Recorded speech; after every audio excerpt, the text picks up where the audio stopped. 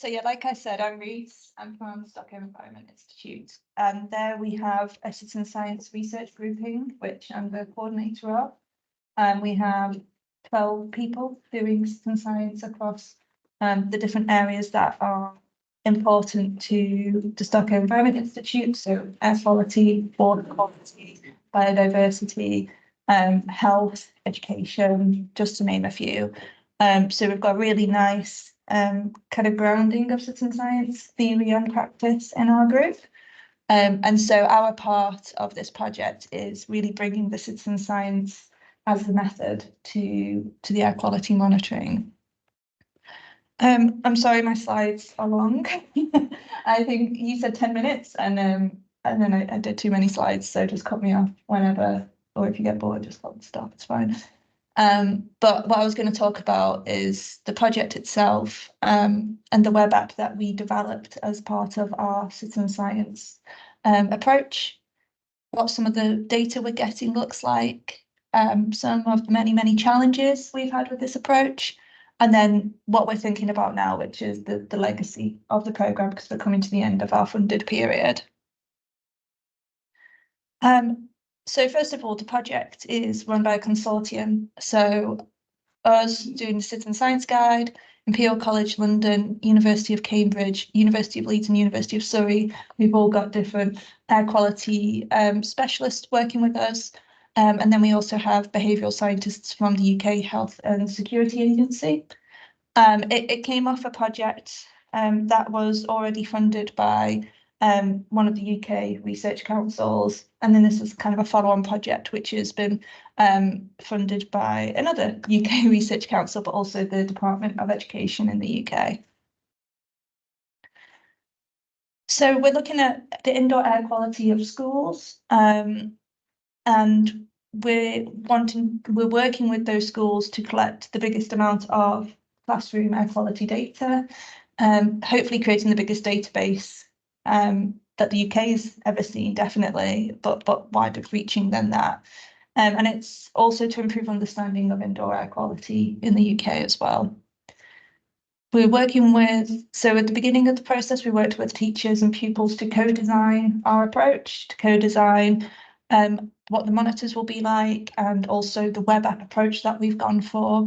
And now citizens are involved in the collection of data, the collection of contextual data, the analysis of their data and dissemination of the findings. And they do that through the web app, which I'll show you in a second.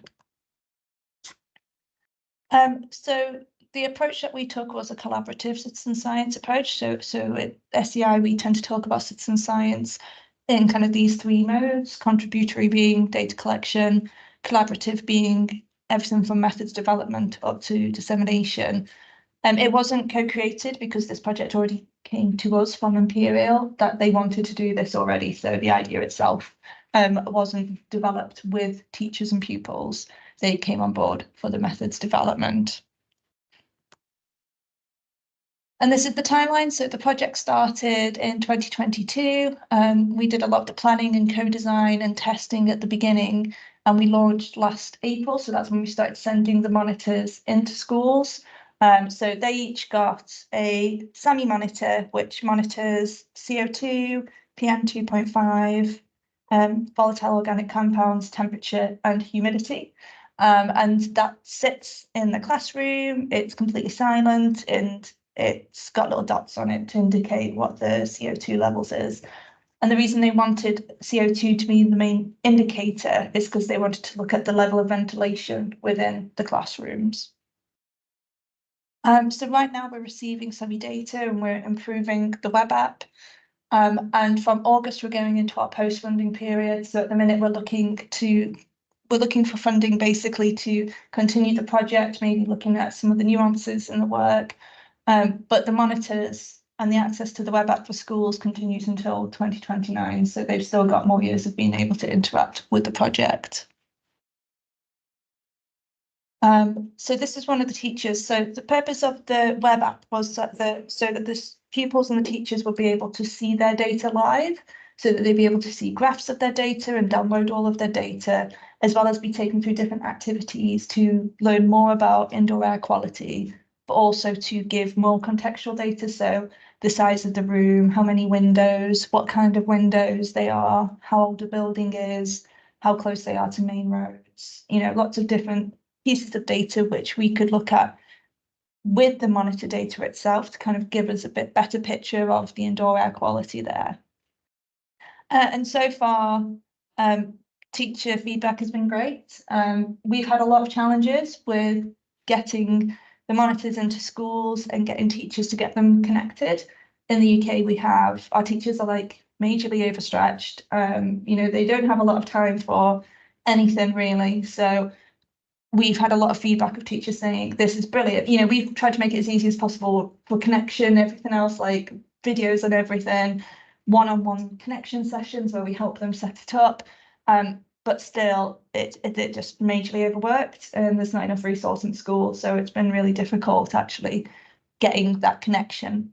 But those that have been really excited by it, and I think for the pupils in the UK curriculum, they do a lot of data work, but it's never really with relatable data. A lot of it is these data sets that have been used for like 20 years about, 50% of red cars as opposed to 10% of blue cars use this. What can you figure out from that?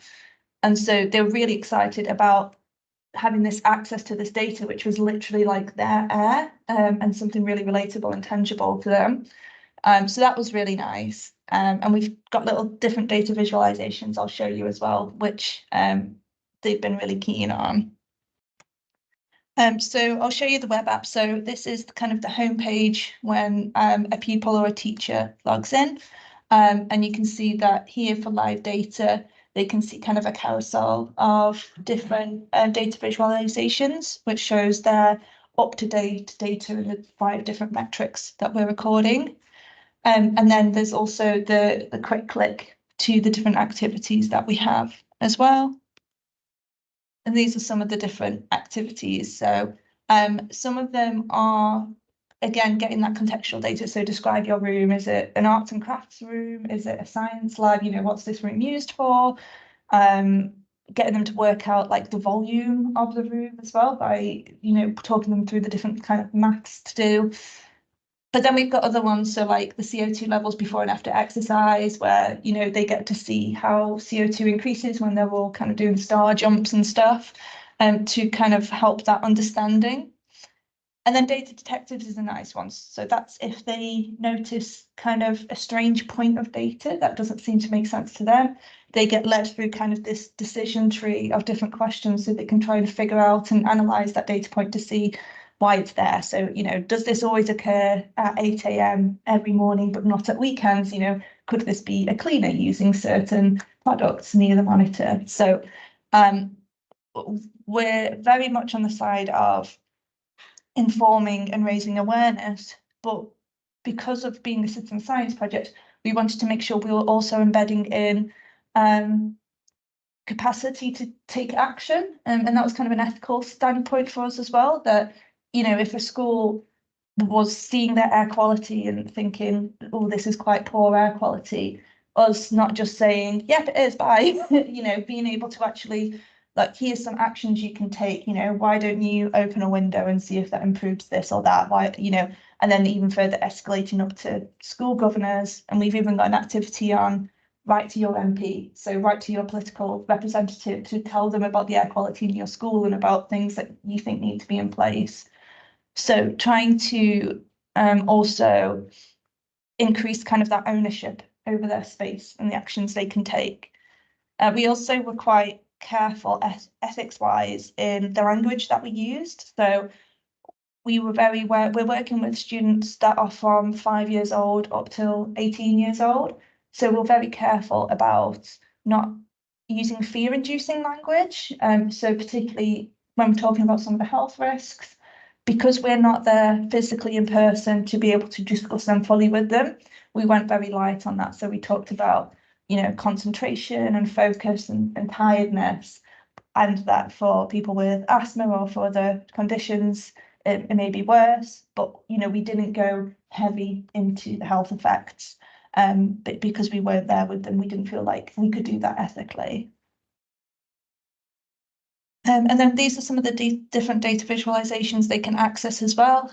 So we've got line graphs, scatter graphs, these gauge charts. And again, you know, for the gauge charts, this is more for our younger audience so that they can see a bit more simplified version of what their data is doing.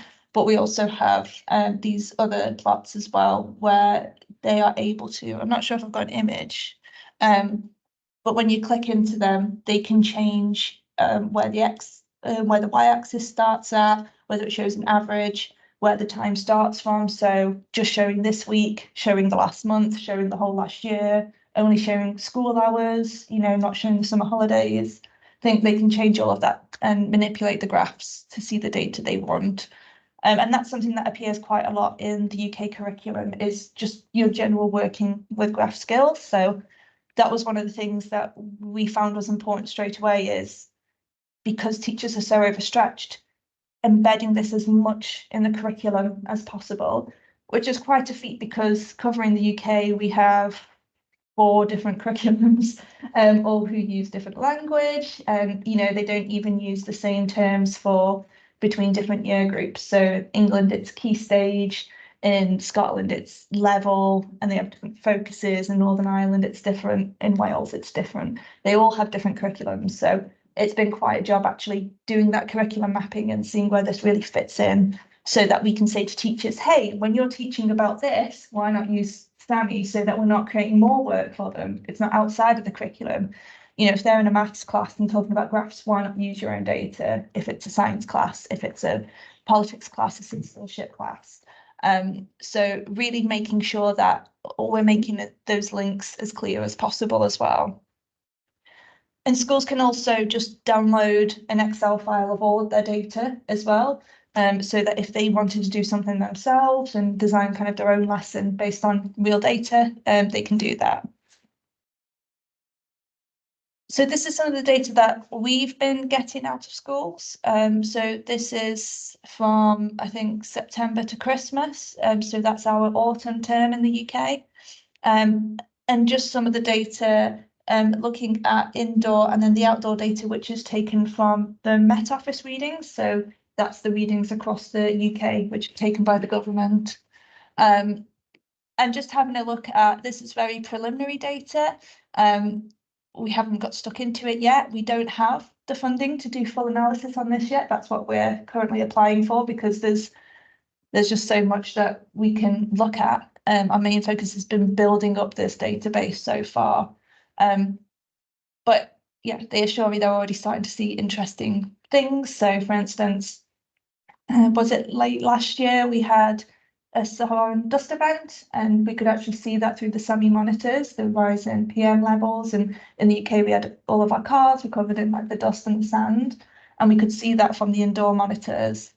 And also around bonfire night and Diwali, we can see that as well with the fireworks. So we're starting to pick up on some of these interesting things, but yeah, I'm really excited to dig into more of the kind of the connection data, how we've worked with schools and how they've responded, you know, the citizen science side, and we've got a lot in about rigor of data as well, because there's lots of places where we can look at the contextual data that we've been provided, and also then look at the information the government holds about the schools and kind of do this cross comparison to see where the data is. And we're hoping to have a lot of learnings for citizen science in schools in general on the back of that, if we get the funding to do so.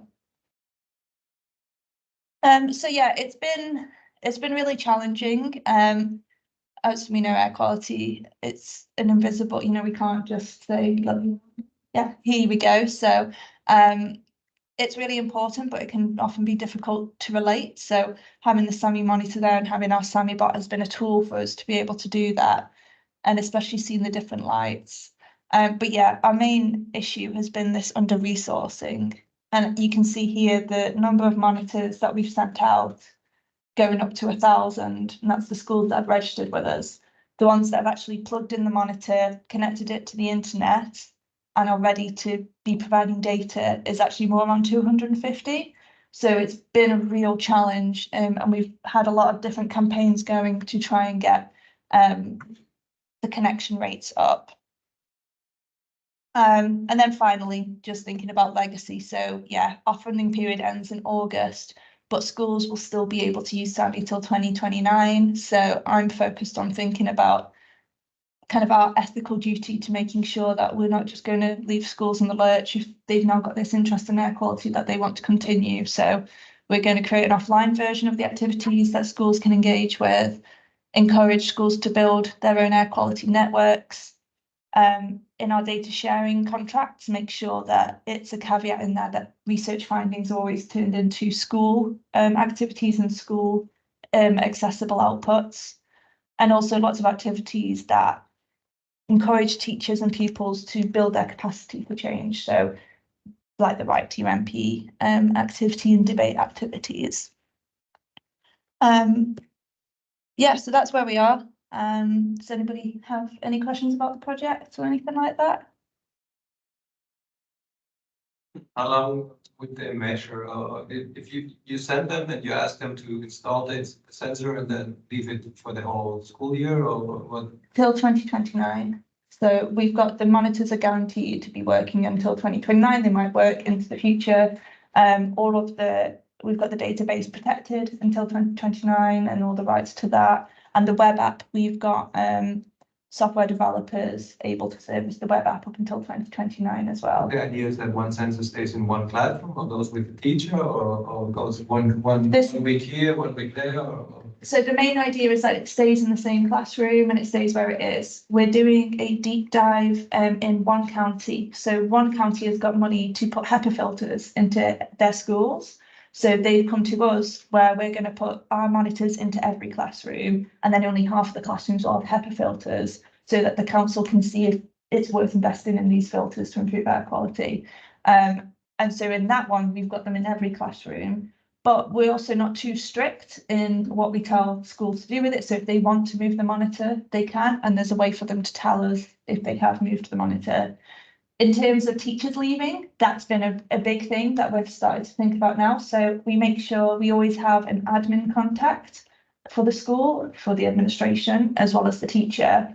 But yeah, things just get lost. You know, admin is like, this teacher's left, and we're like, okay, well, you've got a box somewhere which says SAMHE on it, and they're like, no idea. So yeah, that's been a challenge as well. And we're starting to think about, okay, do we want them to take the monitors with them? Do we want them to leave and hand over? And we know we're going to be right at the bottom of the priority list. So how do we make that happen? It's been difficult. Is you two have to talk more about it.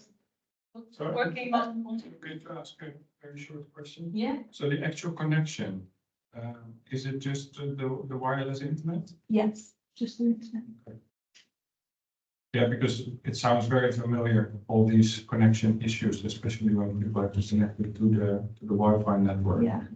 And now we start with, I don't think it will be a very good option in the UK, but we started to move to the more IoT approach, where our sensors you just have to plug in. Right. And they have electricity, and then they send the data.